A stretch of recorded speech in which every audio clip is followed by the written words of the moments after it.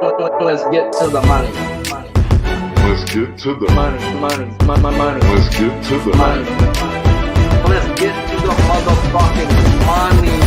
Fuck the bookies, fuck the bookies. FTV screaming fuck the bookies, fuck the bookies, fuck the bookies, fuck the bookies, fuck the bookies, fuck the bookies, fuck the bookies. FTV screaming fuck the bookies, fuck the bookies, fuck the bookies. Middle finger in the air screaming fuck the bookies. Woke up in the morning, grab my little black book. Yesterday can eat a dick, cause we lost by the hook. Can't win them all, so you never see me get shook. Today's a new day, the bookmaker's getting cooked. When I spot a dirty K, the 4 units getting played. Always find the value, I would never be afraid. Scary money don't win, but I'm not going all in unless I see a bet I love, then I put my balls on a bookie's chin. Let it all soak in, doubling my bread, winning money with my friends. If you got the itch and you wanna go big, follow Sharpie bets and you gon' really fucking win. This is not financial advice, it's entertainment. But if I find the right price, believe I'm parlaying it. You can see my spreadsheet, I'm winning, not just saying it. Profit in the green every week, I'm never negative. I can bet an ace or a shitty old picture. Pick the right spots cause I'm the K-Prop whisperer. Shut up when I speak until you finally get the picture. I'm the best in the world, tell me you getting richer. Fuck the bookies, fuck the bookies. FTV screaming fuck the bookies, fuck the bookies, fuck the bookies, fuck the bookies, fuck the bookies, fuck the bookies, fuck the bookies. FTV screaming fuck the bookies, fuck the bookies, fuck the bookies. Middle finger in the air screaming fuck the bookies. Let's get to the motherfucking money. And here we go. Yeah, a little bit of coffee in the nose before we go. Welcome, guys, to the Walking Dead, where there is no sleep for the wicked. Happy Memorial Day, and thank you all to the veterans out there, including my motherfucking son, Michael James Nolan. Let's get to it, guys. This show is sponsored by PrizePicks. If you haven't, go on over there and use that promo code PUBSPORTS. On your first deposit, they will match you up to 100, minimum of 25, simply by using that promo code. As you already know, we've got another sponsor on this show, Dubby, guys. Not Doobie, but I, may have smoked a few this morning. Dubby, a clean energy powder with no come down to your day. And by scanning the QR code on screen, you will get 10% off your first order by simply using the best promo code in the world, Pub Sports. Shout out to the chat. Appreciate you all for coming. Shout out to the best producer in the whole wide world, Big Show Picks. Y'all know the drill. If you haven't already, smash that like button and make sure you have them notification bells on. I started to put in the timestamps in the comment section after the show on every picture we talk about with their own timestamp, including the recap for those that do not have the full time on days and still want to catch or hear a breakdown or just simply want the bets. We are over 9 games started into the year, some into their 10th, guys. So we will strictly be using splits from now on from this year. And we will compare the best line available when first comes out to the best line before 30 minutes before the show, and then compare them up to PrizePicks and see what they have to offer. So enough small talk, guys. Let's talk K-props. And with no betting in the bag on Monday, we're going to touch on 7 people today. First one up is Sonny Gray at the Astros. This year, he has a 29.2 K percentage and a 9.3 walk percentage. Opened him up last night at 6+ minus 146 on FanDuel, and the best line available is still on FanDuel and is now at a plus 116. 5.5 on PrizePicks, whereas pitching outs under over are at 16.5 on PrizePicks. Your projected lineup for your Astros is 7 righties, 2 lefties, whereas K per 9 this year is at a 12.2 at home, 8.5 on the road where he is at today with a 7.4 versus the left-handed side and an 11.4 K per 9 versus the right-handed side. He does have 35.1 innings at home this year compared to just 19 on the road. Good old Sonny Gray in a rematch from earlier, guys, where he put his nuts on their chin, going 7 innings with 13 strikeouts. Yeah, 13. Yeah, guys, it was the first 2 weeks of the year when there were no numbers to look at. But for the first few weeks, the Astros were swinging and missing it. Goddamn everything. Well, that's come back to what we're accustomed to with these Astros. And they are one of the premier teams in baseball in making contact and not striking out. They're at an elite 19% walk percentage right now, guys. That is absurd, but that is what they've done over the last 3-4 years, to be real. They're top 7 in every hitting category right now. And when they have their regular lineup in with Altuve leading off, I like to call it the Death Star lineup, as to me, it is the best lineup in baseball 1-6. Altuve, Pena, Bregman, Tucker, Abreu, and your daddy. Like, are you freaking kidding me? Can we add another Bad Astros? How about Brantley, guys, when he comes back off the IL? Just another guy who's a 300 career hitter when he is on the field. So, yeah, guys, this year it has been a small sample size on the road, like I said earlier, for Sonny Gray with the splits. But going back to last year, guys, there is a drastic difference when this man is on the road. His strikeouts on the road, where he is today, and like I said, going back to last year, including this year, it's at a 3 strikeouts more at home, K per 9, than on the road where he is at today. Now, he also has always dominated the right-handed side. And we know the Stros are not analytical, and they run the same lineups no matter what. And we're going to get 7 right-handed, 2 left-handed, as long as Tucker's available to go, because he was scratched yesterday before the game. And other than league average right now for their walk percentage, that's all that favors this man today, as they are at an 8.1. Their strikeout percentage is at a 19.7. My bad. I said earlier their walk percentage was Sharpie was high. They're at an 8.1 walk percentage, which is league average. Everything else says, oh my God, you can get the living dog shit pounded out of you today. And that's why I will stay off of Sonny Gray, guys. The lean to me is, yes, I think he hits his over, strictly on the fact that they're going to load up 7 righties, and that's going to favor this man. But this team is hitting. And we all know Sonny Gray, 3rd time through the lineup, guys. Career, historically, he has not been good. And I would not be surprised if the Astros decide the Twins decide not to let him go 3 times through. So, is what it is. It's an easy stay off for me today, guys. This Astros team is way too damn hot. And Sonny Gray's on the road. Cool thing for me. I don't got to bet him. Now, next guy up on the book, guys, the next few guys that we're going to talk about are not in the book, and that's fine. They are in some really good spots, guys, so there is still money to be made, and I'm just not going to hit their splits. We're just going to hit straight into their breakdowns. We've got Rich Hill at the Giants. Opened, or right before the show, 6+ at a +122. Good old Dick Mountain, guys. Rich Hill, and yeah, that's his nickname for you guys out there who don't know it. I'm not just being weird, even though I can be at times. But he gets the Giants after not seeing them for a few years, after seeing them all the time when he was a Dodgers a few years back. Where by the numbers, guys, this does look like a great matchup for him, as the Giants are not walking at a measly 4.6%. They're striking out at a 23.5%.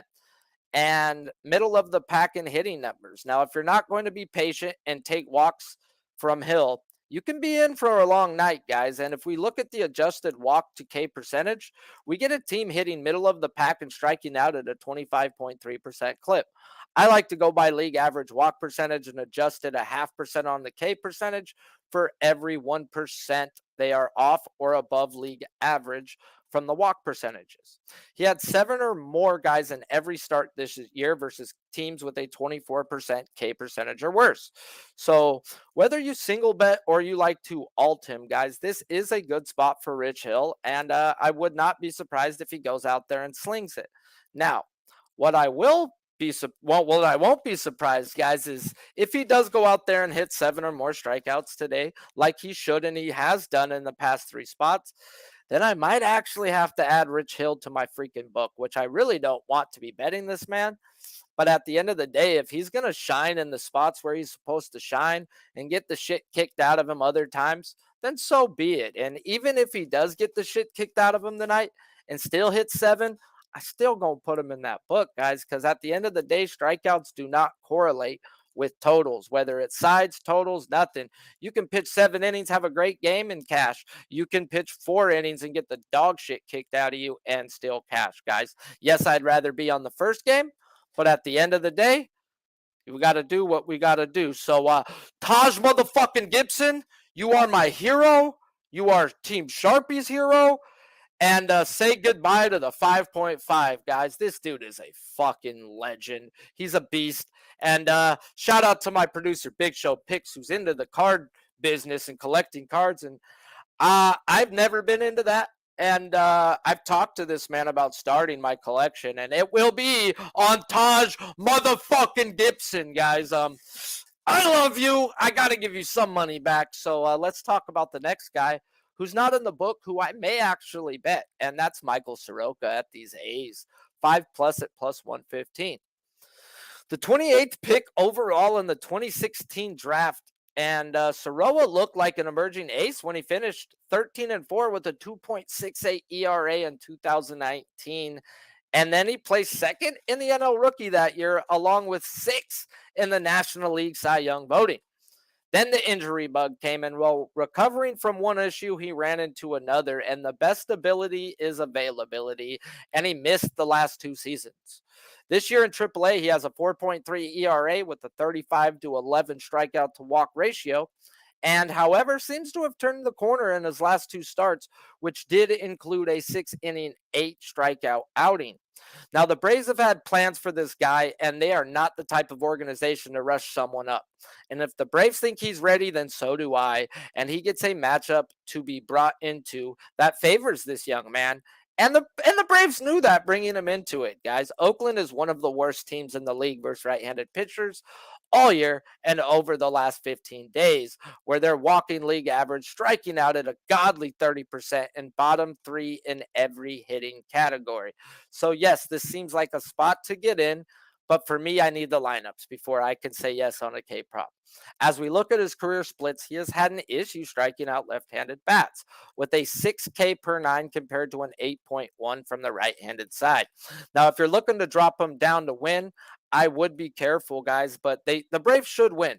But something I have noticed throughout the years, teams that play Sunday Night Baseball that have to travel to a different time zone tend to have sleepy bats the first game of the series. So I do think this is a sneaky under spot, but I cannot trust Blackburn in his first start of the year after getting tagged in every minor league start, except for his last one where he did have a good game. And the A's are like, let's fucking go. We need pitching. So, yeah, this game, guys, has me looking at Soroka's outs or the A's team total under. Or if they do load up right-handed bats, then I will look at that K-prop, guys. But until lineups come out, this is strictly a wait and see for me. But like I said, the Braves brought him up in the best matchup possible for him to succeed. Then, guys, I added in a guy that I wanted to talk about for no apparent reason, just because it's Monday, it's Memorial Day, and we had no betting with the bag this morning. So, yeah, let's talk about Michael Kopech and talk about the over 6.5 at plus money. Another guy not in the book, but I wanted to touch on seeing these Angels numbers over the past 15 days. They're walking a little bit below league average, striking out 24% of the time, and they're middle of the pack to average in the power department. So, seems like a great spot. Then we check the projected lineup. Their projected lineup is 5 righties, 4 left-handed bats, with Moniak leading off. Let me tell you, people, I'm an over better. And I love me some Moniak leading off because that man is good for 1 to 3 strikeouts a game in that one hole. And over his career, guys, Kopech has dominated the left-handed side, striking them out 4K more per 9 than from the right-handed side. One thing that does send warning signs to me is this disgusting walk percentage that he brings into this on the year at a 12%. And let me tell you, when I attack the Angels with overs, I need high K percentage from my pitcher and elite walk percentage from my pitcher. And I don't have either coming from Kopech in this spot. So if the Angels do decide to load up right-handed bats and not lead off Moniak, I may get in on this under right here, guys. I've already figured out how to bet them over. And yes, Yuri didn't cash yesterday. That one blew. But what got to him? Those walks, guys. And I've noticed with this team, yes, they are walking a little bit below league average right now on their last 15 days. Man, they still fucking take their walks. They are a very, very patient team. And if you're going to walk, you're going to run into problems. Now, I can't just straight go under on Kopech if they're going to go 4 left-handed bats. Like I said, this dude dominates lefties. And if they do lead off fucking Moniak, and he dominates lefties. Oh, Lord, that dude may have a golden sombrero. And yeah, Kopech could strictly hit his over off of Moniak alone tonight. So maybe that might be a play on PrizePick is take Moniak's strikeouts over if they have it. You know, they do have some players, guys, where their strikeouts where you could take them over. And that's a guy I'd look at punching out a few times if he was up in the first spot in the lineup. Now we get to talk a spot where we do have a bet in, guys, and we're talking Miller time. And it's not the Miller time we've been used to, guys. Number 91 in the black book, Bobby fucking Miller versus the Nationals at home right here in Chavez Ravine. Woof. 2023-2022 in AA and AAA is a 31% K percentage and a 6.5 walk percentage. Morning line 5 plus minus 105 on DK. The best line available now is on FanDuel at that 5 plus at a minus 104. PrizePicks has him at a 4.5, whereas hits, runs, outs were not available on PrizePicks. Projected lineup for your Nationals: 6 lefties, 3 right-handed bats. Now we get to talk the Dodgers' number 1 pitching prospect and the number 15 overall prospect in all of baseball.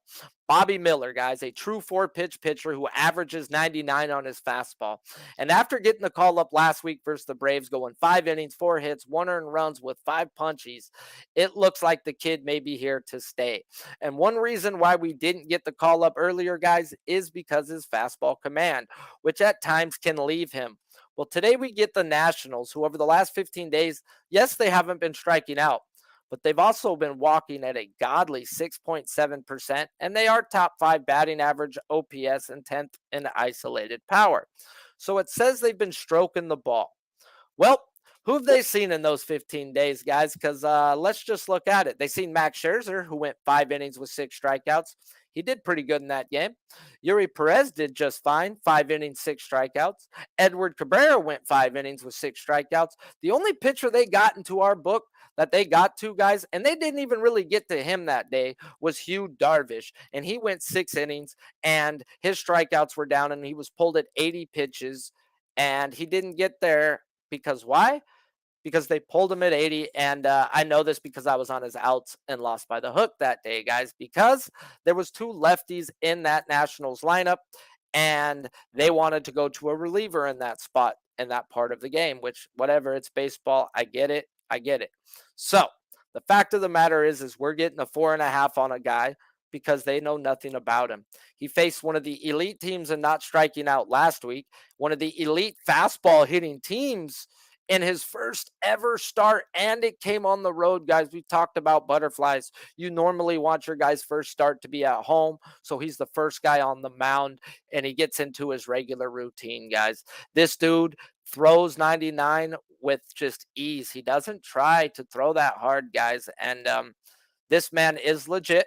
And he gets to pitch in, if you ask any pitcher around the league, the best ballpark in all of baseball during the night, guys. So something about Chavez Ravine at nighttime. I expect 40,000 plus going ape shit tonight over this young stud on a Monday.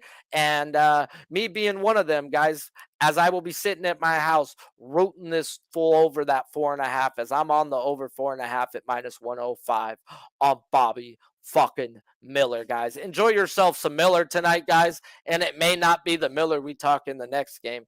It's the Miller in this game, guys. If you're going to watch one pitcher today, go watch this guy. He is that fucking dude.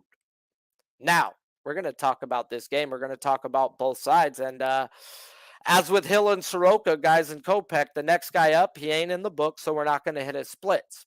But we will get involved. And we'll talk about how I'm going to get involved right here, guys.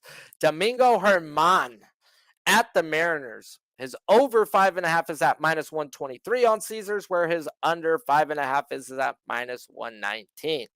Now we get Germán versus the Mariners in his first game back after being suspended for using a foreign substance. Now he does get a good matchup by the numbers, as the Mariners, for the most part of the season, they've been sunk a donkey schlong versus right-handed and left-handed pitching. But over the last 2 weeks, they have started to turn it around versus the right-handed side, at least. They are walking at an elite 10.6%, but they're also striking out at a bad 24.5%. Now, middle of the pack in all hitting categories, when 2 weeks ago they were striking out at a 30% clip and they were bottom 5 in all hitting categories. So, yes, they are starting to come back versus the right-handed side. Now, guys, by the numbers, German should smash this over, especially for the way he's been. But this is a spot where I have to get in and take advantage, and I'm going under 5.5 at that minus 119. And I did go a half unit, guys, on this bet, as I hate betting unders. This is the second one of the year for me, and the fact this man was using a freaking foreign substance to spin the ball, and he won't be able to use it today, makes me get involved here. As like Scherzer on his return, his strikeouts disappeared. Now, I'm not saying he doesn't figure it out and down the line, but today is not down the line, guys. And when I go look at German's spin rate, it looks like this dude's been cheating since 2022. If we go back to 2021, his spin rate is down on every pitch from where it is now, at least 100 RPMs. So if Domingo is just Domingo tonight, I think it is going to be a sweat versus this Mariners team who does strike out. But I'm willing to get in on this under, guys, even though that this K percentage is nowhere near to be trusting an under on. This is strictly fading a man who got caught for cheating. So I did go half unit there, and fuck, I wish it wasn't Seattle, guys. Why'd it have to be a team who was striking out? Why couldn't it just be just a league average type team? Why'd it got to be these guys? Because I would have went full unit then. So yeah, let's talk about the other side of this matchup. Miller time. Bryce Miller, that is. Number 88 in the black book. This year's, excuse me, I got the hiccups. This year's got the 25.5 K percentage and maybe the best walk percentage in all the game, but I mean 6 games, but 2.7 walk percentage. Equal Lechin Galloway. Opened up last night on FanDuel, 5+ minus 144. Morning line 6+ plus 120. On FanDuel, and the best line available now is on DK at the plus 125 for the 6+. 5 on PrizePicks, whereas earned runs on PrizePicks are under over 2.5. That does start to show me a little red warning sign, guys, right there. And I am one of those types who do like to read into the lines, maybe sometimes a little too much. Projected lineup is 7 righties and 2 lefties for your Yankees. Very small sample size this year, guys, but he does have a 7K per 9 versus the left-handed side and an 8.8 versus the right-handed side. He did average the same K per 9 in a very small sample size in the minors this year at an 8.6 versus both sides. So they opened up Bryce Miller, guys, at 4.5 at minus 144. And I knew it would go up to 5.5 overnight, and it did. And I didn't bite, guys. The 4.5, not that I don't think that's the number to have here. I just wasn't willing to pay that juice for a kid. Now, I know this kid has been a stud, but I pay attention to juice more than most, and my average bet on this year has been less than minus 110. Over the last week, guys, I lost 5 by the fucking hook, and 2 of them had real juice on it. So more like 6. And yeah, that's why I got to pay attention to juice at the end of the day. I told myself last night I'd be willing to take the 5.5 at plus money if I was willing to get involved. Right now, I do not have a bet in, but I'm also looking at this projected lineup, and I'm seeing that the Yankees are projecting 7 righties. When we look at the Yankees numbers over the last 15 days versus right-handed pitchers, they're walking league average, striking out at a 24.5% clip, middle of the pack in batting average, yet they're top 5 in isolated power, guys. Isolated power is what I like to look at to tell me how real their average and OPS numbers are. 170 is great. We have a 208 isolated power right now with these Yankees, guys. So they're crushing the ball. We all know about Bryce Miller's fastball, which he throws 60% of the time, and how it's in the upper echelon of spin rate. Go to his 2,400. This man's in the 2,600s, guys. Last week, when I did get on Bryce Miller, it was with the whiff percentage I was attacking on the A's. And depending on the lineups, guys, I may get in. Aaron Judge is whiffing at a disgusting 36%. So if I can get a few other guys with those type of numbers in that lineup that are from the right-handed side, then I'll be willing to get involved here. One thing about this kid, guys, is he's gone at least 6 innings in every start this year, and this is a guy who looks to pitch to contact. and not put everyone away. That's why I do attack that whiff percentage and why I did get involved last week. Now, there are some alarm bells, like I said, ringing off at the beginning of this, and that's Bryce Miller's line and the fact that they're begging for under money on his earned runs at 2.5. Now, what the fuck is he even at 2.5 for, in my opinion? Seeing he's pitching at home, which happens to be the biggest ballpark in the game, which happens to be in Seattle, which is cold weather at night games. And yeah, 5 games this year, he's already gone with less than this 2.5. The only one being the Braves, who over the past few seasons, we've talked about it numerous of times. They are, like the Astros, one of the better hitting fastball teams, especially high velocity fastball teams.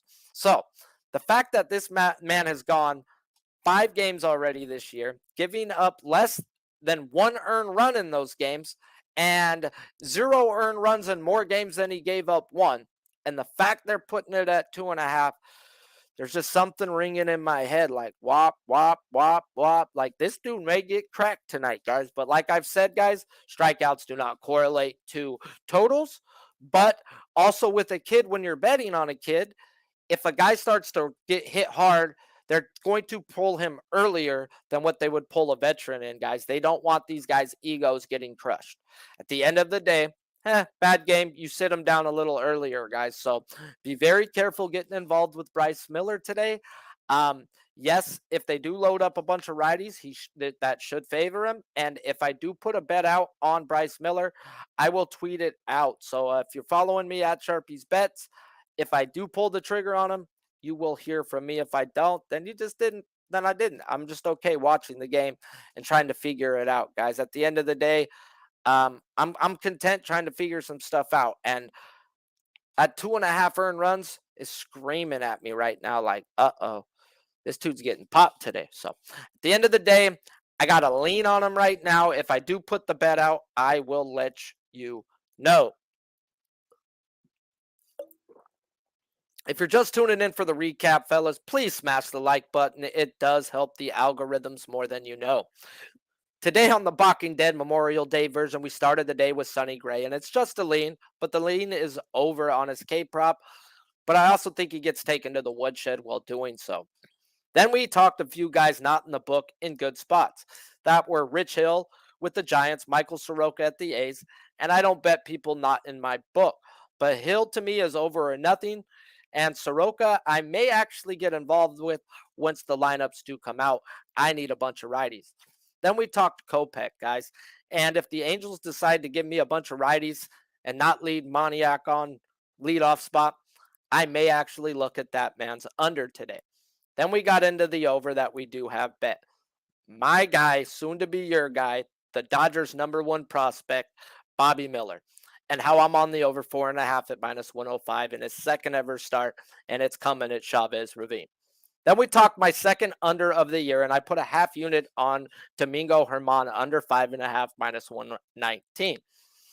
Well, the other side of this game was the young phenom Bryce Miller, who I have not bet yet, but as soon as lineups do come out, I will post on Twitter if I am on it. If I don't post, obviously I'm not.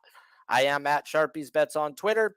And like I said at the beginning, we are adding in timestamps for every pitcher we talked about with their own timestamp, along with a timestamp for the 2-minute recap in the comment section after the show. I appreciate you guys all for tuning in to the best MLB prop show on earth, The Balking Dead, on your Memorial Day holiday. Hopefully I'm able to cover your guys' dinner a little bit tonight, and hopefully you guys are able to enjoy Bobby Miller with me, guys. This show is sponsored by PrizePicks. If you haven't, go on over there. Use that promo code PUBSPORTS. Get a match deposit up to $100, minimum of $25 on your first deposit. Until next time, I'm Sharpie's Bets. This show's produced by Big Show Picks and on Pub Sports Radio. Some say we be pubbing. I say under we be. Keep firing, assholes!